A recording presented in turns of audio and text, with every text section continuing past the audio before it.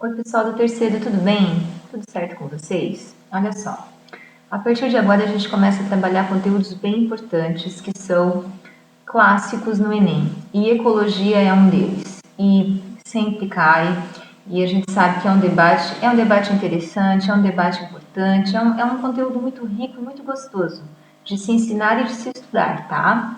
A professora selecionou os vídeos do professor Guilherme. Eu assisti os que eu coloquei para vocês. O professor Guilherme tem aulas muito boas, com recursos de estúdio, de áudio, de som muito bons, e a explicação dele é maravilhosa. Então, a tendência é, dentro da ecologia, eu seguir a playlist do professor Guilherme, tá? Eu venho gostando muito do material dele, do trabalho dele. Aí, para a gente enriquecer a aula, e eu acho importante você assistir também a aula do teu professor MGP, eu vou seguir um conselho da minha filha, que é uma vestibulanda e ela é jovem como vocês e compartilha muita coisa que eu acho importante. É fazer a gravação da correção da tarefa, dos exercícios comentados, porque isso eu não encontro na internet, tá? Muito dificilmente vai ter na internet. A aula eu consigo. Guilherme é uma aula super completa, eu não daria uma aula melhor. Mas a correção da tua tarefa, essa correção eu quero fazer e vou fazer com bastante carinho. Eu disponibilizei no ambiente o gabarito para aquele aluno que não tem muito tempo, vai lá, pega a resposta, se entendeu, toca o barco. Mas, eu acho interessante, se você tiver tempo, ouvir o comentário das questões. Não todas. Ah, Juscelê, a questão 1, 2 para mim foi fácil, não precisa. Então, o que você pode fazer? Acelera a minha fala, dá para alterar a velocidade de transmissão ali do vídeo do YouTube, e aí você vai até aquela questão que você tem, que você teve mais dificuldade para entender o gabarito, tá? Porque o grande lance aqui é você entender. Você precisa entender para lá no Enem você conseguir então garantir a questão da ecologia, que é fácil de acertar, não é difícil. Só que você precisa, né, estudar e treinar esse conhecimento, tá bom? Então sempre, todo capítulo que eu der de ecologia, segue a instrução, lê o livro primeiro, dá uma lida geral, assiste a aula, toma nota da aula, pausa a aula, vai anotando o que ele fala, volta, tá? E depois então você faz a tarefa. Se você seguir esse roteiro, você aprende. Eu tenho certeza disso. Você aprende, tá? Então vamos começar? Questão de número 1. Um homem e uma cobra podem pertencer à mesma população? Não. Por quê? Porque não são da mesma espécie. Vocês viram ali os níveis de organização da ecologia, e seres de mesma espécie vão compor uma população, que vão viver numa mesma área e interagir entre si, tá? Um conjunto de populações diferentes vão formar uma comunidade, que vão ficar também numa mesma área geográfica e interagir. Essa comunidade, interagindo com a natureza, com o solo, com o ar, com a água, vai formar um ecossistema. E o conjunto de todos os ecossistemas do planeta vai formar a biosfera, que é o planeta Terra, certo? Então, não dá para pertencer à mesma população um homem e uma cobra. E a mesma comunidade? Aí sim, desde que eles estejam convivendo numa mesma área. Você não faz uma comunidade, você aqui e um povo lá no Japão, só comunidade virtual, mas comunidade dentro da ecologia tem que estar na mesma área, tá? Então, a número 1, tranquilo, né? Número 2, duas espécies de pássaros vivem na Mata Atlântica do Rio de Janeiro. Uma delas se alimenta do néctar, o açúcar das flores, e a outra come insetos. Essas duas espécies possuem o mesmo habitat, o mesmo endereço, o mesmo local onde elas vivem? Sim, estão no mesmo habitat, que é a Mata Atlântica. Ocupam o mesmo nicho ecológico? Não. O conceito de nicho ecológico é o papel que aquele ser desempenha naquele meio, naquele ambiente. É a profissão, é como ele vive. Então é como ele come, como ele caça, como ele se defende, como é o acasalamento dele, como é o desenvolvimento. Tudo que diz respeito àquela espécie é o nicho ecológico, tá? Como come, como se defende, como faz a predação, a caça, como se reproduz, ok? Então, eles têm o mesmo nicho ecológico? Ocupam, tá, eles ocupam o mesmo habitat, mas não vão ocupar o mesmo nicho. Por quê? Porque já começa pela alimentação. tá? Um come néctar e o outro come insetos, é insetívoro, é carnívoro, come insetos, ok? Então não é o mesmo nicho ecológico. Agora, essa é uma pergunta do Enem. Espécies diferentes pode ter o mesmo nicho ecológico? Até pode. Talvez não, ou um nicho ecológico muito semelhante. Quando isso acontece, principalmente quando eles têm o mesmo tipo de alimento, o que eles vão fazer? Vão competir entre si, tá? Então, duas espécies diferentes até podem ter um nicho ecológico muito parecido, principalmente no aspecto da alimentação, e quando isso acontece, eles vão fazer disputa por alimento, por território, tá? 7. Considere a afirmação. As populações daquele ambiente pertencem a diferentes espécies de animais e vegetais. Que conceitos estão implícitos nessa frase se levarmos em consideração somente o conjunto de populações? Se eu levar em consideração o conjunto de populações, eu estou trabalhando o conceito de comunidade, porque comunidade é um conjunto de seres, de espécies diferentes, porque comunidade é a relação de populações diferentes interagindo naquele lugar, tá? Então, quanto ao conjunto de populações, o que está implícito ali é o termo comunidade. B. E o conjunto de população mais o ambiente abiótico? O que está implícito ali é o termo ecossistema. O que é ecossistema? É o conjunto dos seres vivos, que é o fator biótico, bio vem do grego, quer dizer vida, e dos componentes não vivos, dos componentes abióticos, a sem vida, abióticos, sem vida. Então seria a terra, seria a água, seria o ar, seria a pressão atmosférica, tá? Então, a interação dos seres vivos com a parte física, a parte não viva, é o que nós chamamos de ecossistema. E ecossistema inclui seres vivos visíveis, macroscópicos, e invisíveis, os microscópicos, como fungos, bactérias, algas microscópicas, protozoários, tá?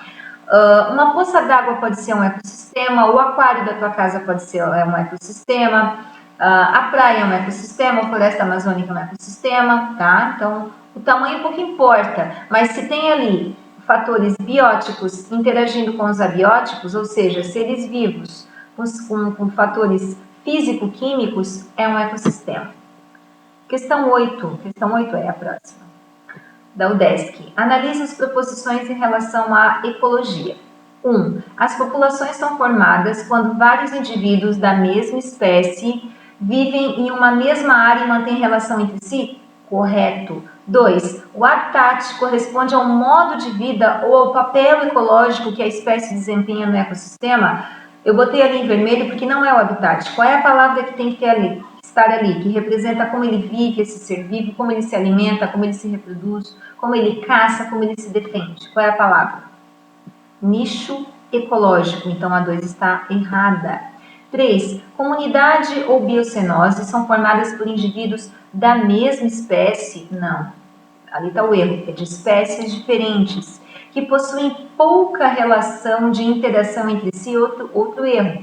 Mesmo que ele tivesse espécie diferente, eles têm muita relação de interação entre si para formar uma comunidade. Então a 2 está errada duplamente. 4. Ecossistema é a reunião e a interação das comunidades, seres vivos, de espécies diferentes, populações diferentes, com fatores abióticos? Sim. Se tu puder, anota aí, flechinha nesses fatores abióticos, quer dizer sem vida. É a terra, é a água, é a luz, é a pressão, é a acidez, é a quantidade de oxigênio. Isso é fator abiótico. Então, corretas são 1 e 4. 1 e 4 é a C, ok? 9. Enem. Essa questão aqui é bem legal. Suponha que o chefe do departamento de administração de uma empresa tenha feito um discurso defendendo a ideia de que os funcionários deveriam cuidar do meio ambiente no espaço da empresa. Um dos funcionários levantou-se e comentou que o conceito de meio ambiente não era claro o suficiente para se falar sobre o assunto naquele lugar. Considerando que o chefe do departamento de administração entende que a empresa é parte do meio ambiente, a definição que mais se aproxima dessa concepção é... Então, o que seria o meio ambiente? Região que inclui somente cachoeira, mananciais de água e florestas, só isso é o meio ambiente? Não, né? O ambiente, o meio ou o meio ambiente, que é meio que uma redundância, é um local ocupado por vida, tá? Então, pode ser o teu metro quadrado aí da tua sala, pode ser a tua casa, pode ser o teu terreno, pode ser o teu bairro, tá? Pode ser o teu escritório, o teu quarto. Então, A não é.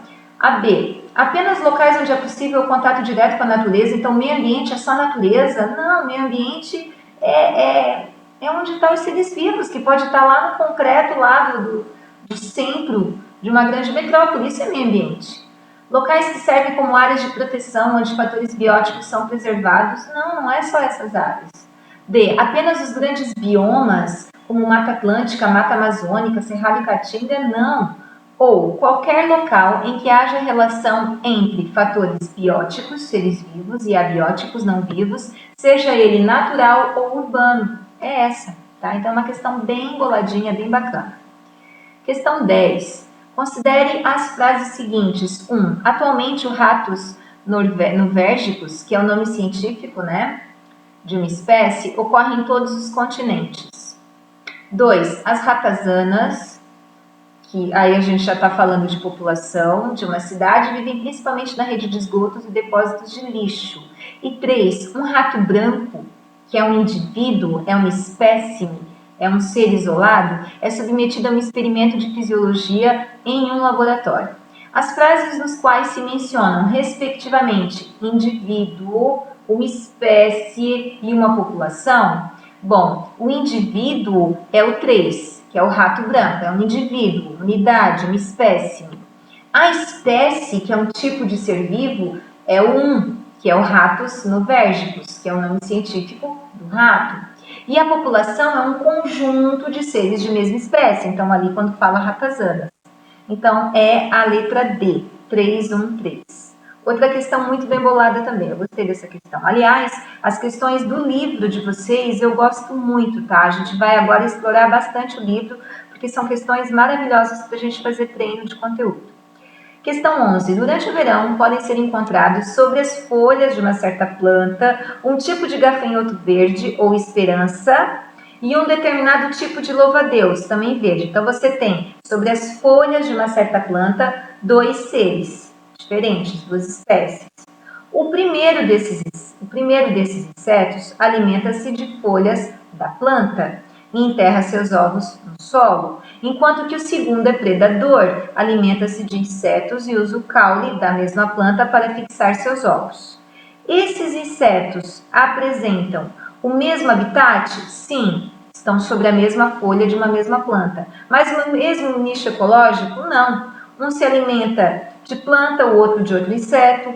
Um enterra os seus ovos, o outro gruda os ovos no caule da própria planta, então o nicho é bem diferente. Apresentam o mesmo habitat e função de decompositores? Não. Diferentes habitats? Não. Diferentes habitats e o mesmo nicho? Não. Agora, mesmo habitat e diferentes nichos ecológicos? Sim. Tá? Então lembra, nicho ecológico é o papel que ele desempenha no ecossistema, é a profissão, é como ele vive, como ele come, como ele se reproduz, tá? É a ficha corrida do cara todo. Habitat é o endereço. Habitat é só o endereço. Fechou essa? Vamos lá. Cadeias e teias alimentares. Antes de eu falar aqui, vamos lembrar. Deixa eu achar aqui o que eu separei para ti. Cadeias e teias. Vamos lembrar daquela aulinha lá do primário, depois lá do fundamental, sobre os produtores. Os produtores são os seres autótrofos que produzem seu alimento, que fazem fotossíntese. São as algas no ambiente aquático, né? As algas são aquáticas, boa parte delas, algumas algas verdes são terrestres. É o fitoplâncton, que são as algas microscópicas. Plâncton é todo ser microscópico que fica solto, a deriva na água.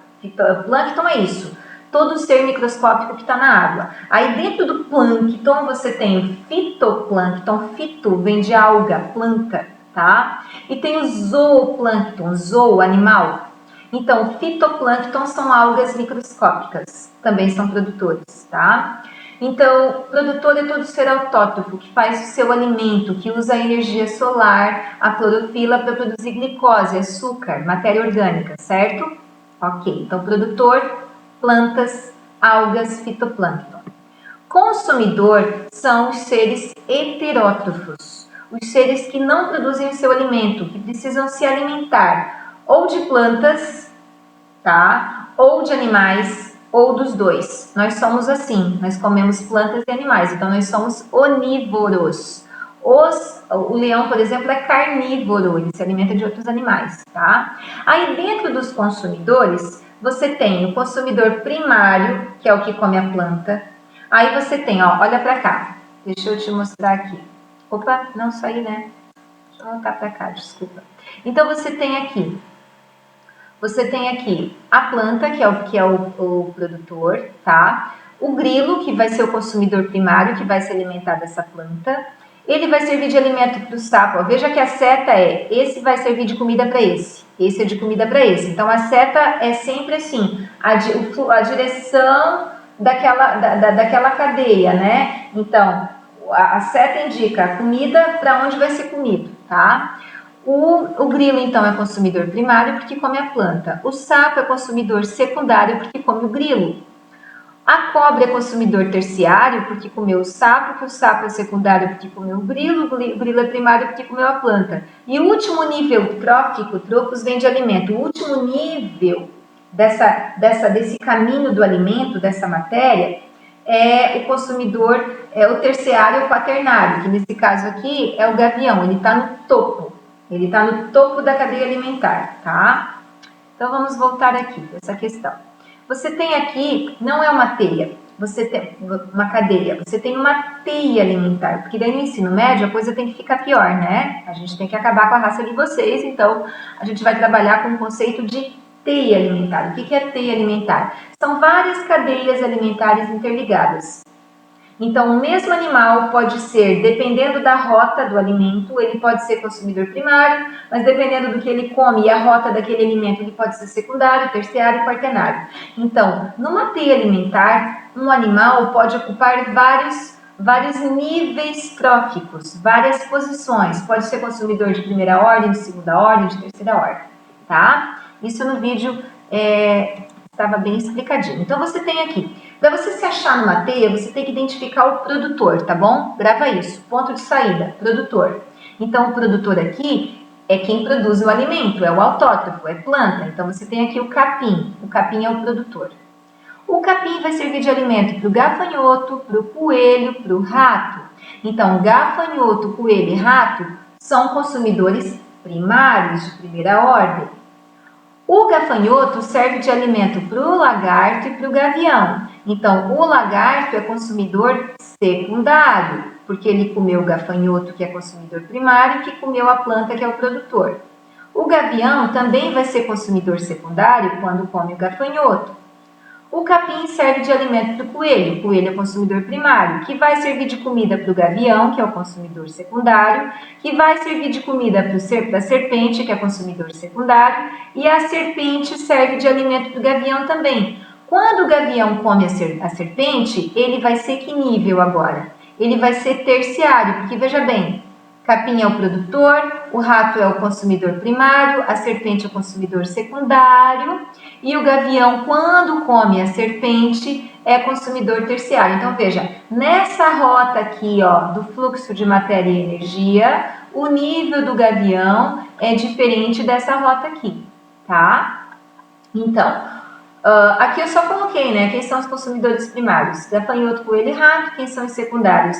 Lagarto e serpente. E o gavião seria o animal que nesta teia ocupa 2 níveis tróficos, ou seja, ele é consumidor de segunda ordem ou secundário e de terceira ordem ou terciário, tá? E uma coisa importante, à medida que você vai passando os níveis de uma cadeia alimentar, a quantidade de energia vai diminuindo. Por quê? Porque o capim produz 100% de energia, só que ele não transmite isso para o próximo nível, porque o capim tem que crescer, ele tem que se reproduzir, então ele faz o alimento e ele também consome. Então, em média, de um nível para o outro, vai de 10 a 40% só do que é produzido, tá? Então, de um nível para o outro na cadeia alimentar, se perde energia para o próprio consumo daquele ser, também na forma de calor. Então, quanto mais na base da cadeia alimentar, mais energia você tem. Então, veja bem, uma outra pergunta de vestibular.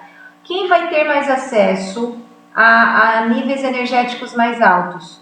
O gafanhoto ou o lagarto? Entre o gafanhoto e o lagarto, quem é que está mais perto do produtor? O gafanhoto. Então, o gafanhoto pega mais energia do capim. O lagarto já pega menos. Entre o lagarto e o gavião menos ainda. Então, o gafanhoto tem mais acesso à energia, o lagarto menos que o gafanhoto, só que mais que o gavião, entendem? Então, à medida que você vai andando na cadeia alimentar, o nível de energia diminui, porque parte é consumida, parte é perdida pelo metabolismo na forma de calor, tá bom? Questão 2. Veja uma das cadeias alimentares do ambiente polar. Você tem fitoplâncton, lembrando, fitoplanta, alga. Plâncton, seres que vivem soltos na água e são microscópicos. Então, fitoplâncton, flechinha aí, são as algas. Zooplâncton são larvas e protozoários, seres aquáticos microscópicos, tá? Invertebrados pequenos, tem os peixes, focas e ursos polares. Então você tem, olha só, o fitoplâncton é o produtor, o zooplâncton é o consumidor primário, os peixes é o consumidor secundário, as focas é o consumidor terciário e os ursos polares é o consumidor quaternário. Geralmente a gente vai até o nível 4, tá?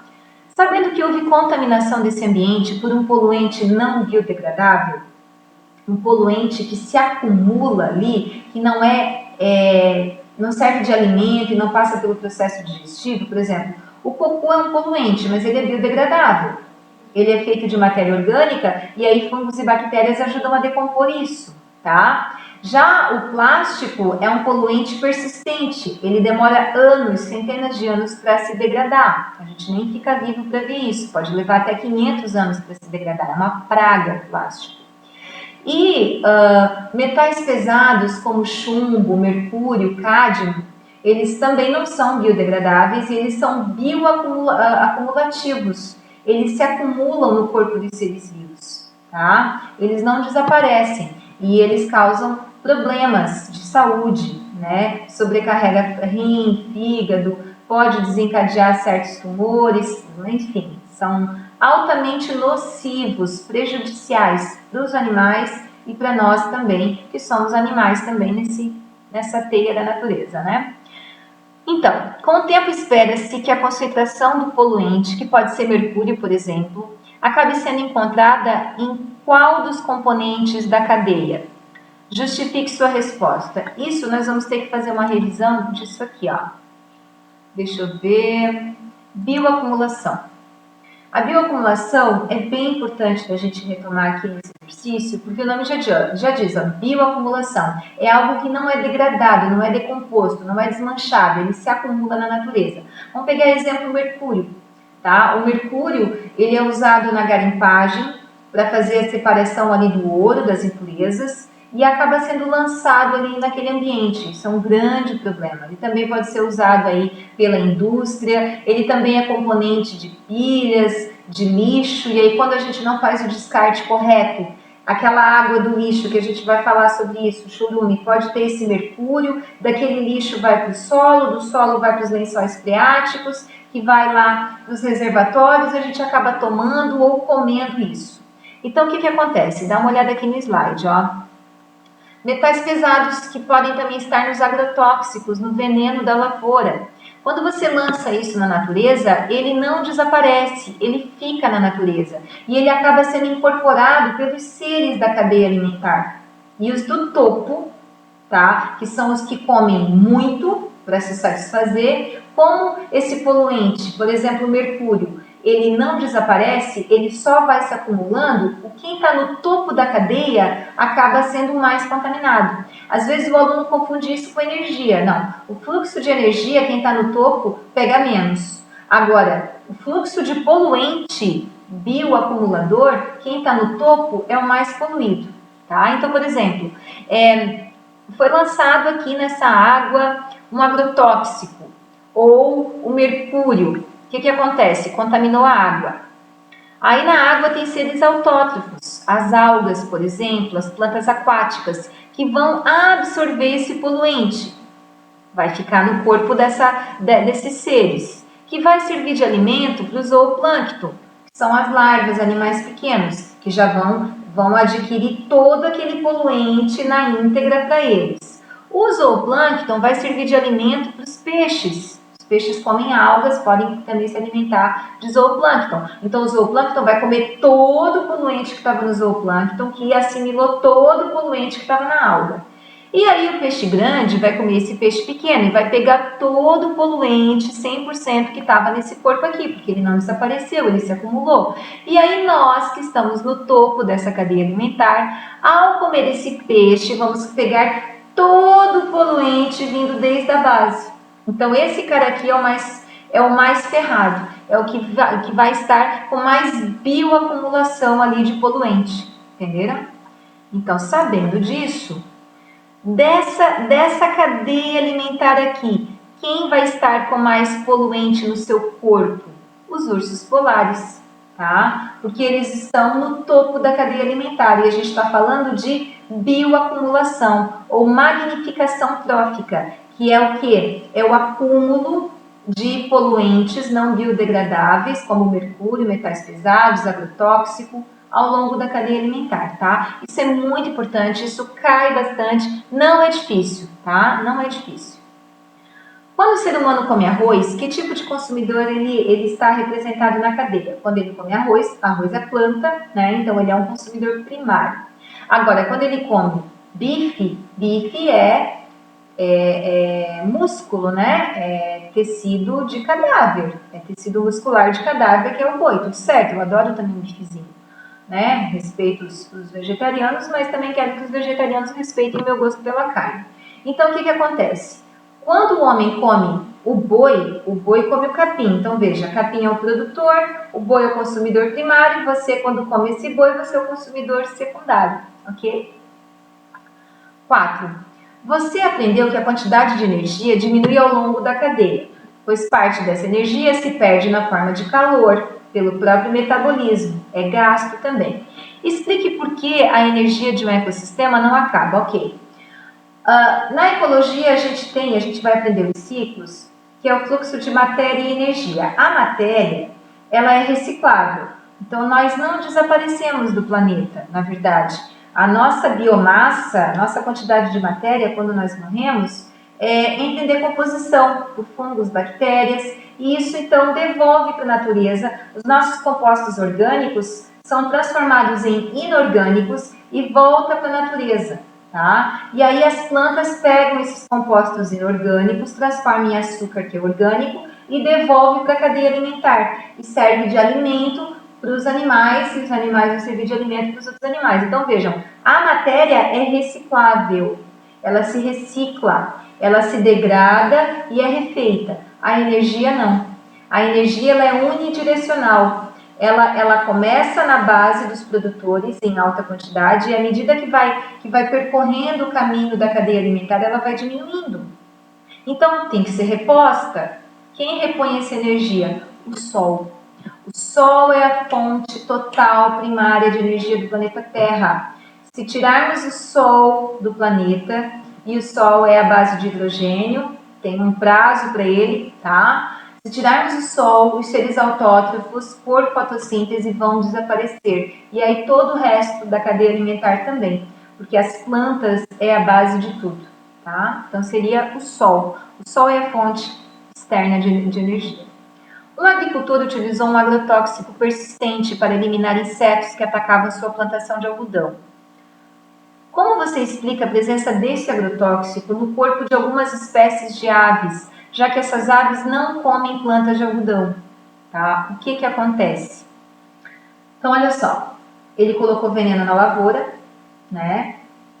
E esse veneno também é um poluente, é um bioacumulador, ele também tem metais pesados, não desaparece. O inseto comeu alguma folha da lavoura, pegou esse poluente para ele. Então a planta tinha o poluente, o inseto que comeu a planta também ficou com esse poluente. A ave não come a planta, mas a ave come o inseto. Então, por que a ave tem esse poluente? Porque se alimentou do inseto.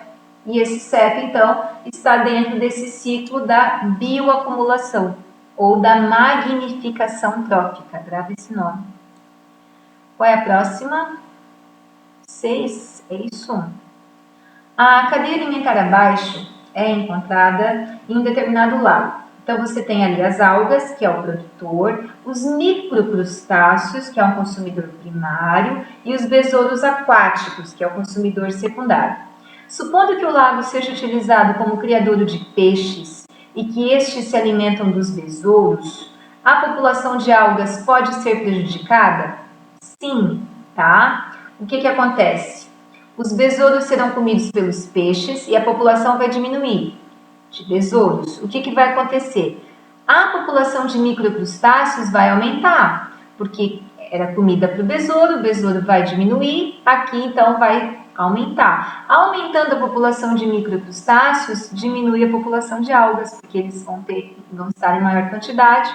Então, vejam que na cadeia, na teia alimentar, qualquer interferência que você faça, você pode provocar um desequilíbrio ecológico, você pode aumentar uma determinada população e diminuir drasticamente outra ou até extinguir. Então, é um equilíbrio que a natureza tem e que qualquer interferência humana que não for calculada pode trazer consequências, muitas vezes até irreparáveis, para aquele ecossistema, para aquele ambiente, tá? Ok, o homem estará ocupando o nível trófico em que há maior aproveitamento de energia fixada pelos produtores quando escolher que cardápio?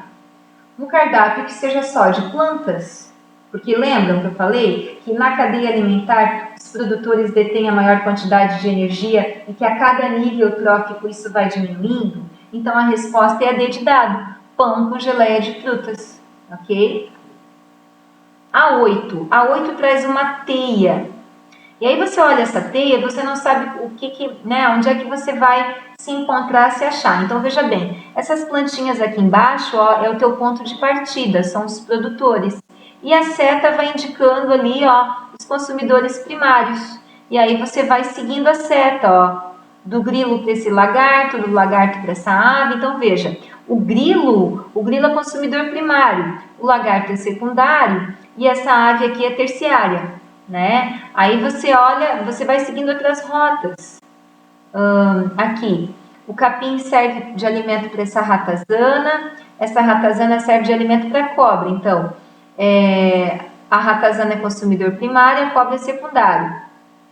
Mas, quando a ratazana a ratazana serve de alimento para a ave, ela também continua sendo primária porque comeu a planta, e a ave também vai ser secundária, né? Não tem aqui não estou olhando aqui, senão, porque às vezes tem uma rota que vem aqui, vem para baixo, vem para o lado, vai para cima, mas essa rota aqui está meio curtinha, não está indo muito longe não. Então vamos lá. O que é representado na figura? Que tipo de organismo é representado por X? Bom, bem fácil. A figura representa uma teia alimentar, que é como é que eu vou dizer, uma conexão de várias cadeias alimentares ali, tá? A teia é um emaranhado.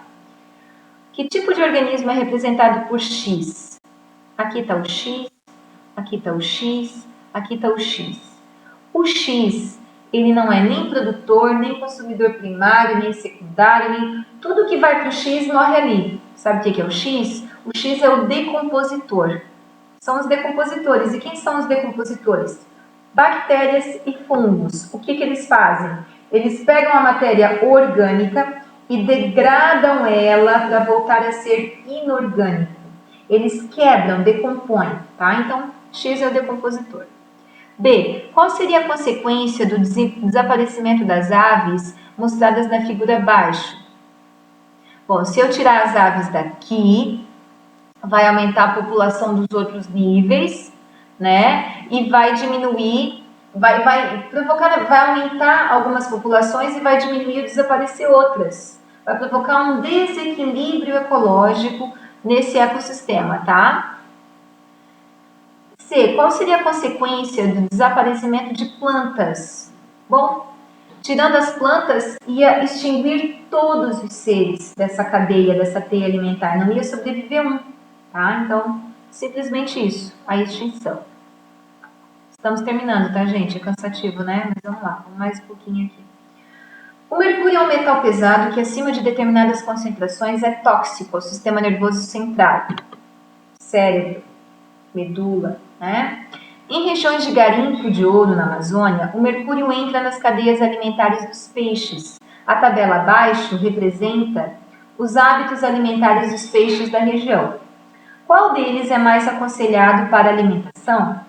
Lembra que eu te falei que como o mercúrio não é biodegradável, é um poluente bioacumulador, à medida que ele vai percorrendo a cadeia alimentar, só vai acumulando?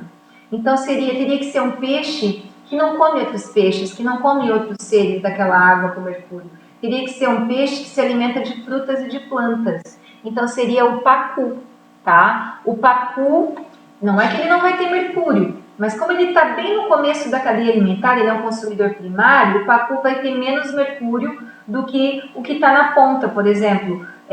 O tucunaré, a traíra, estão na ponta dessa cadeia. Eles comem peixes, comem camarão, então seria o pacu, tá? A questão 13 fala de pirâmides ecológicas.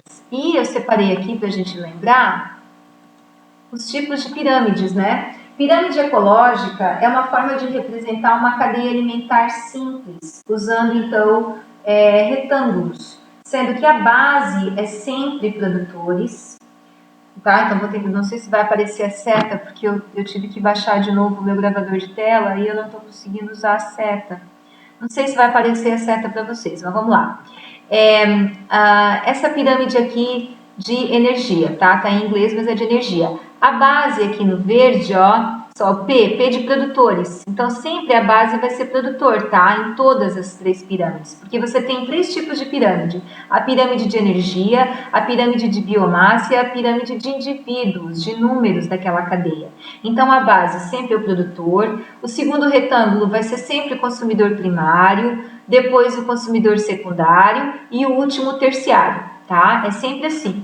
Agora, a pirâmide de número e de biomassa, ela pode ser decrescente, do maior para o menor, ou ela pode ser invertida. A base pode ser menor, aqui pode ser maior, aqui menor. Ó, vejam que aqui ó, são pirâmides que pode ser invertida. Então, pirâmide de número e de biomassa, que é quantidade de matéria, peso seco, pode ser invertida. Agora, a pirâmide de energia, que é dada em quilocaloria, nunca vai ser invertida.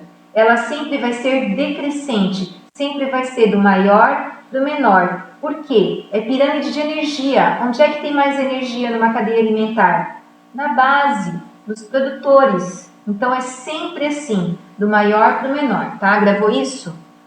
Sabendo disso, aqui traz três pirâmides. Vejam que essa aqui é uma pirâmide em ordem decrescente, a base é maior e vai diminuindo à medida que você avança, e aqui são pirâmides invertidas, tá? Observando as pirâmides simplificadas, podemos concluir que as três formas podem representar qualquer tipo de pirâmide? Não, porque daí você está dizendo que inclui também a pirâmide de energia, e não pode, está errado. B. Somente a pirâmide 1 pode ser de energia, porque levando em conta o tempo, sua forma não pode se apresentar invertida. Estou meio embolado ali, mas é isso, tá? Somente a 1 pode ser a de energia, porque a base, que são os produtores, está maior do que os outros níveis. C. A pirâmide 2 não pode ser de biomassa, porque ocorre grande perda de transferência de um nível trófico de um nível para o outro. Pode ser de biomassa, pode acontecer a biomassa ser invertida. Tá? Você pode ter uma árvore para alimentar 500 gafanhotos, tá? Então ela pode ser invertida. D. A pirâmide 3 poderia ser uma pirâmide de números, cujos níveis tróficos seriam grama, zebra e carrapatos. Não poderia ser assim, porque para você alimentar zebras, você não pode ter menos grama do que zebra, você tem que ter mais grama do que zebra. Então, para essa ser certa, a base tinha que ser maior, que representa a grama, a zebra teria que ser menor, porque tem que ter mais grama e menos zebra para você poder alimentar a zebra, tá? Aí, o nível trófico corresponde aos produtores e é representado pelo retângulo de maior área em quaisquer das três pirâmides? Não. só vai ser de maior área quando for pirâmide de energia. Quando for pirâmide de indivíduos ou de biomassa, o que representa os produtores pode ser menor, pode ter menor área, tá? Então seria essa. Essa questão aqui, ó. Analise o diagrama a seguir. A teia alimentar representada evidencia as relações interespecíficas entre seres de espécies diferentes de uma comunidade que ocorrem em vários ecossistemas. No caso da retirada dos consumidores secundários, e aí a gente tem que olhar essa imagem, deixa eu ver se eu consigo diminuir ela para caber na telinha da gente. Deixa eu ver, tá. No caso, da onde que eu parto nessa teia? Eu tenho que achar os produtores, ó. As plantas são os produtores. E quem são os consumidores primários? O coelho, o camundongo e os insetos. Quem são os secundários? Eu tenho a raposa, quando come o coelho. Eu tenho a cobra, que também come o coelho e também come o camundongo, né? São os secundários. Mas a cobra também vai ser terciária quando ela come o perdiz, porque olha bem, aqui eu tenho produtor, consumidor primário, secundário, a cobra vai ser terciária quando come o perdiz, né? A águia, ela vai ser o quê? Ela vai ser produtor, primário, secundário, ela vai ser terciário quando come a cobra, mas ela vai ser secundário quando come o camundongo, estão vendo? Porque, ó, produtor, consumidor primário e secundário, tá? Então, é assim que a gente analisa. O que acontece se eu tirar os consumidores, qual é a retirada dos consumidores secundários? Se eu tirar os consumidores secundários, o que é um consumidor secundário? É aquele animal que come o animal herbívoro, não é? O primário não é um animal herbívoro, aquele que come planta? Então tem o produtor, consumidor primário é um animal herbívoro. Se eu tirar os secundários da jogada, vai aumentar os animais primários, os herbívoros. E aí o que vai acontecer com as plantas? Vai diminuir, porque você vai ter mais animal para comer planta. Então a resposta certa é, o que a gente espera que aconteça? Que os produtores diminuam, que a quantidade de produtores diminua, que são as plantas. Tá bom? Espero ter ajudado vocês, ficou cansativo, mas aprender é isso, né? Aprender demanda energia. Acaba cansando, mas vale a pena, tá, queridos? Um beijo.